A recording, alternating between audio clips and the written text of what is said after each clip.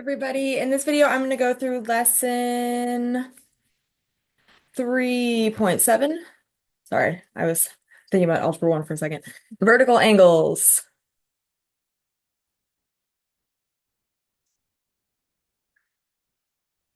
All right, so we've talked about this a little bit already. So I'm hoping this lesson feels like a review because most of it actually is. And a key thing to note, when lines intersect,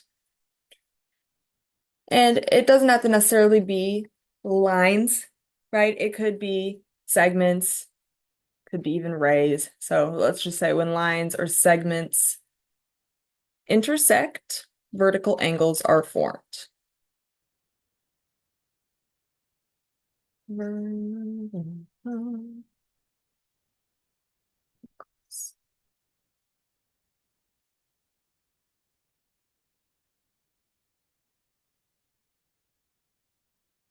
And vertical really, it means those opposite angles. We're going to take a look here and draw a set of vertical angles, and you'll be able to see what I mean by that. So let's draw ourselves two intersecting lines. Here's my first line, and it can intersect in any fashion. Oh, did I maybe pick my pen up? There we go. So I'm gonna put some arrows on the end to make these actually true lines.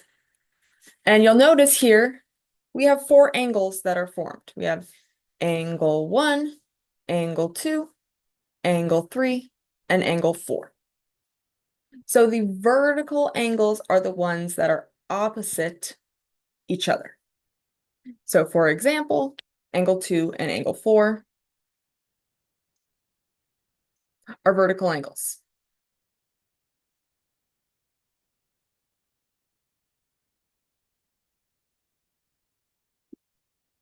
Why are vertical angles so special, you might be wondering, and hopefully you remember, vertical angles are congruent. Vertical angles are congruent.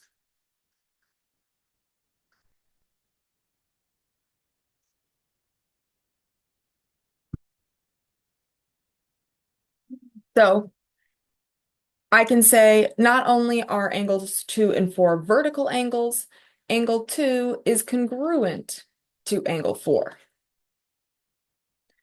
which then, by the angle congruence postulate, means that the measure of angle 2 is equal to the measure of angle 4. The other set of vertical angles in this drawing would be angle 1 and angle 3. These are also vertical angles. Angle 1 is congruent to angle 3, which means whatever the measure is of angle 1, that is equal to whatever the measure is of angle 3. The vertical angles are congruent. This is a well-known postulate, and we could even prove this if we would like. Something important else that is or should be noted. Let's see, I'll use green. We have some linear pairs here. So remember that a linear pair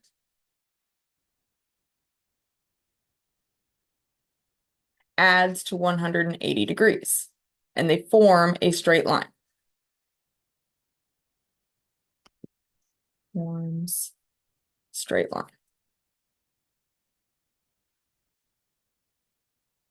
So looking at this, I have lots of sets, actually, of linear pairs. So my sets of linear pairs are the adjacent angles on the same line.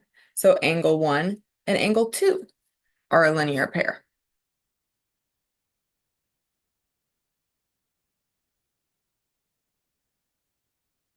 Angle 2 and angle 3 form a line. So they are a linear pair.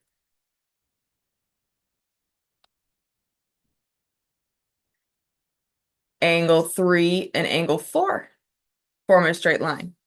So they are a linear pair. And lastly, angle 4, use gray.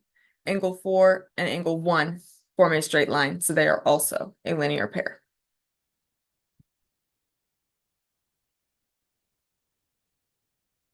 Which means each of these sets, the measure of angle 1 plus the measure of angle 2 is 180 degrees because they form a straight line using the linear pair postulate.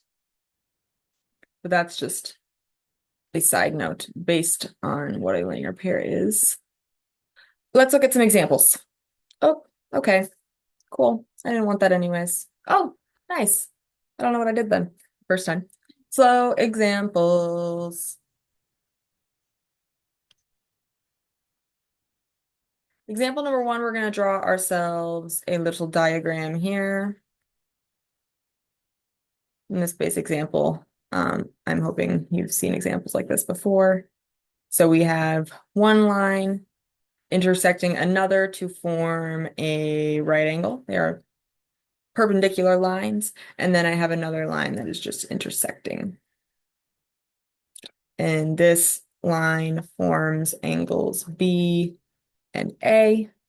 This angle is known to be 80 degrees.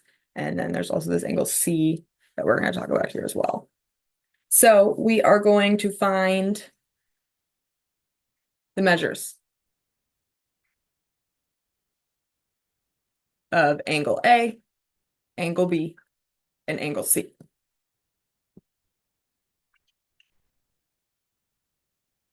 Looking at the diagram, I'm going to start with angle A. Angle A. And let's identify that. That is this angle right here.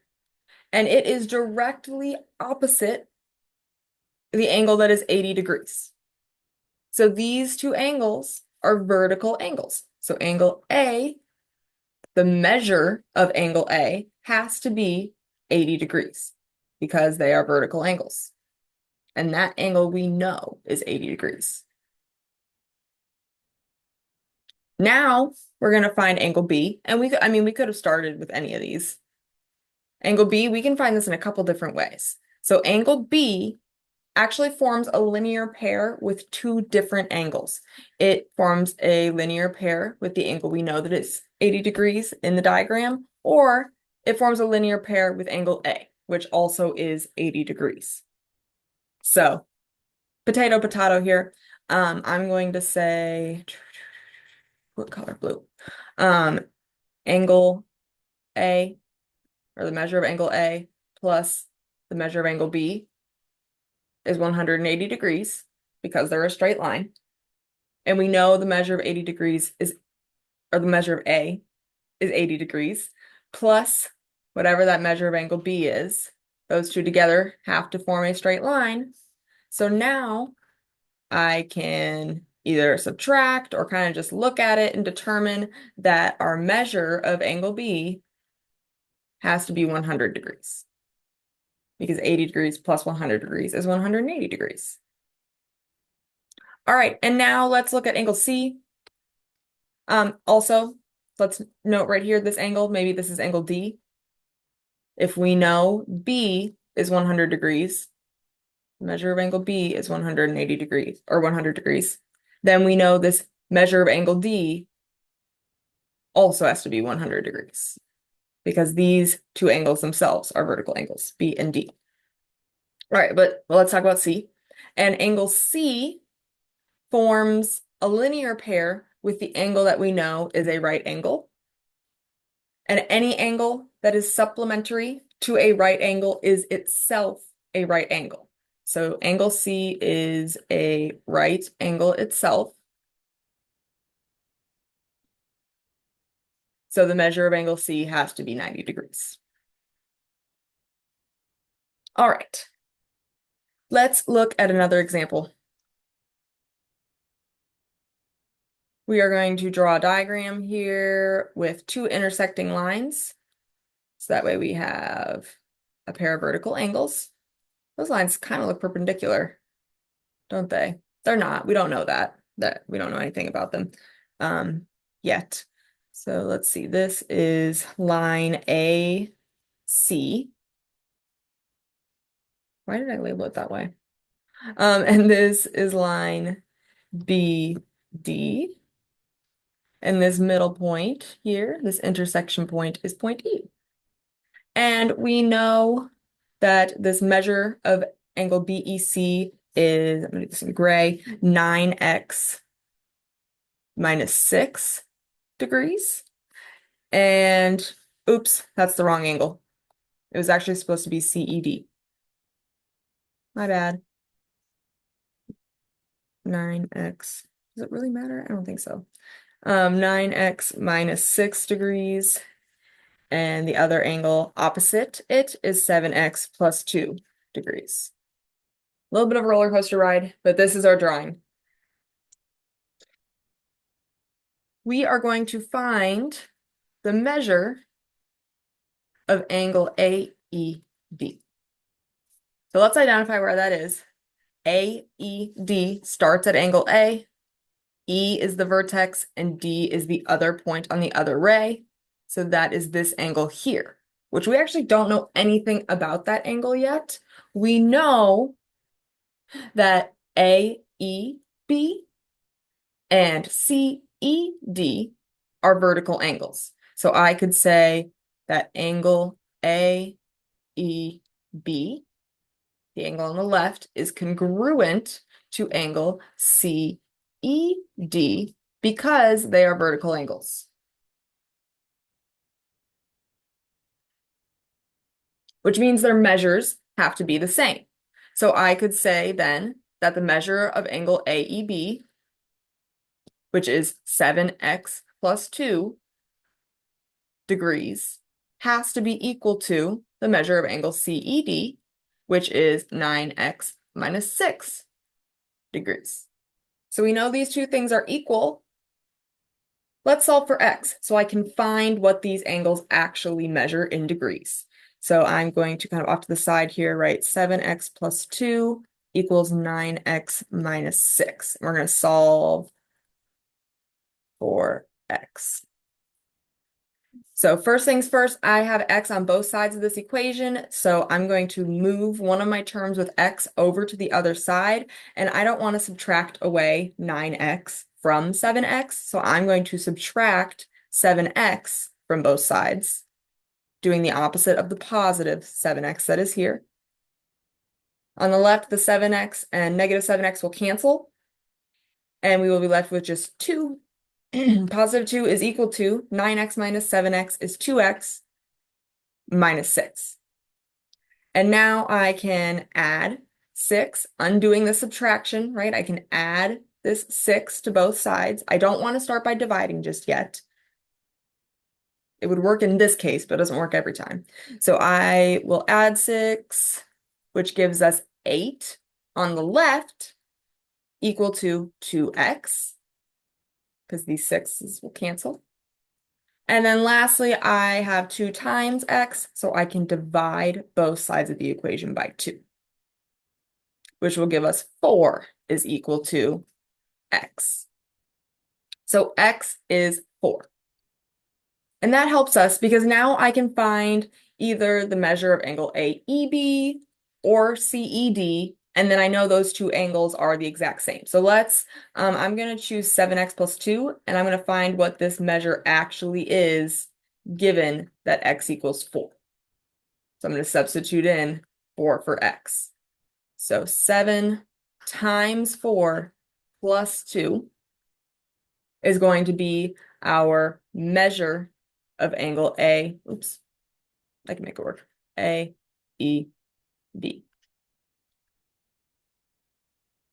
So 7 times 4 gives us 28 plus 2, or 30 degrees. That does not look like 30 degrees in the drawing. Drawing not to scale.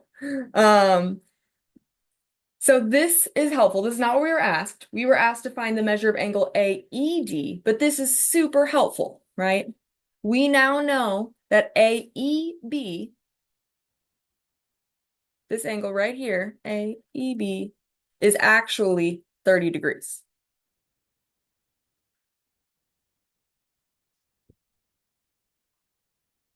So that angle forms a linear pair with the other, the one that we're trying to find, right?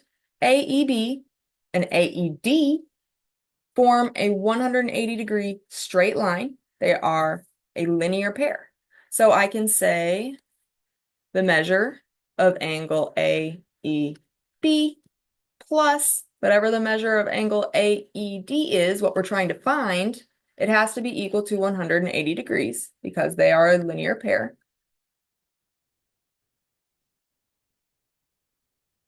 And we know the measure of angle AEB is 30 degrees.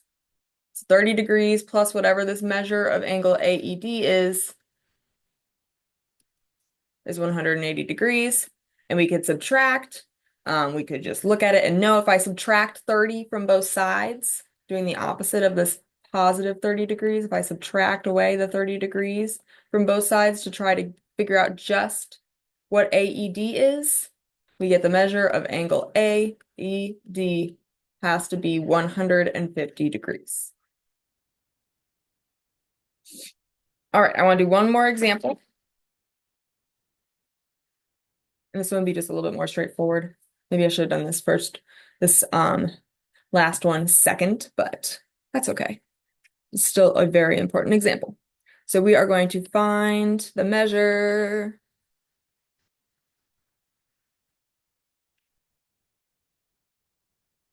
of angle XMY.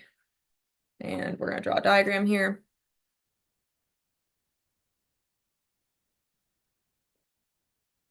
See if I can actually draw this one a little bit more to scale, knowing what it should be.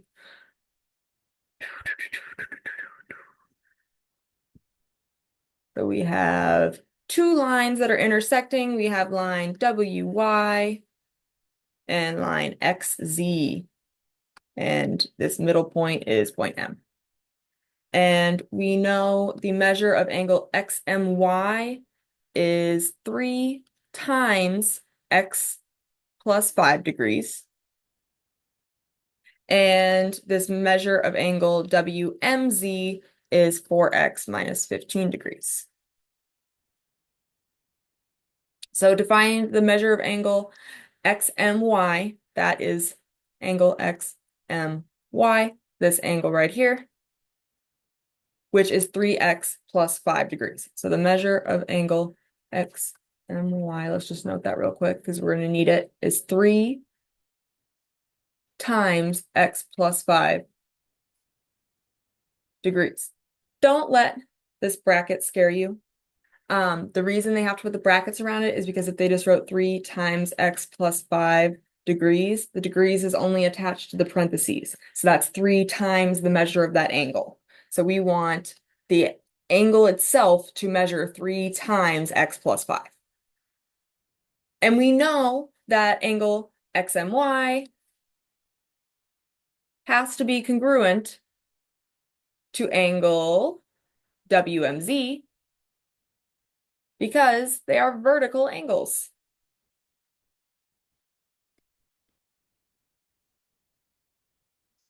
Which means their measures have to be congruent. So I know then that the measure of angle XMY, this 3 times x plus 5 degrees, has to equal the measure of angle WMZ, which is 4x minus 15 degrees. So we are going to solve. And I don't need necessarily all of these brackets and parentheses. I do need one of the sets. So I don't need this outer set of brackets. So I'm just going to write this as 3 times x plus 5. And that is equal to 4x minus 15. We're just going to try to simply solve for x, and then I can substitute it back in for the angle measure. So I am going to begin by simplifying, and I can multiply 3 times both x and 5. So we'll multiply 3 times x plus 3 times 5, which gives me 3x plus 15. And that is equal to 4x minus 15. All right, I need to get my x's onto one side. Thinking smarter, not harder, I am going to subtract 3x away from both sides. So that way I'm subtracting the smaller amount away from the larger. So 3x minus 3x will cancel. And we'll be left with 15 is equal to just 1x minus 15. And then I can continue to solve. I can get x all by itself by adding 15 to both sides, which gives us that 30 is equal to 1x is just x. So x has to be 30, which means the measure of angle XMY, which was 3 times x plus 5, we can now substitute in 30. We know x is 30, and we can find the actual angle measure. So this is 3 times 30 plus 5.